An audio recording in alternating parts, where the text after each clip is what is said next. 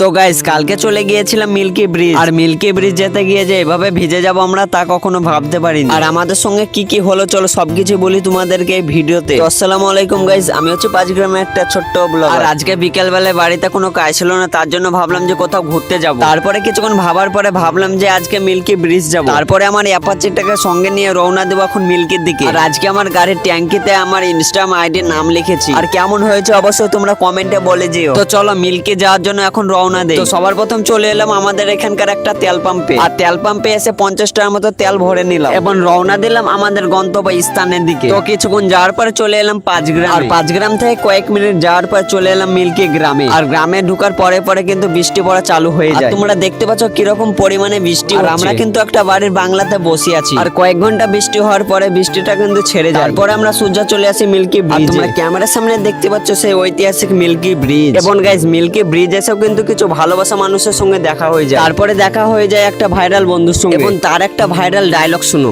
আজকাল তো খুব ভোট ভোট করছো, ভোটে হেরে গেলে খাওয়া বাকি, লোকের গাল চলবে না, 100 তারপরে গাইস কিছুক্ষণ থাকার পরে চলে যাচ্ছে এখন আমরা বাড়ি। এবং গাইস কেউ যদি মিল্কি থেকে আমার ভিডিও দেখে থাকো অবশ্যই কমেন্টে বলে যে। এবং আমার মিনি ব্লগটা এখানে শেষ করে দিচ্ছি, বাই।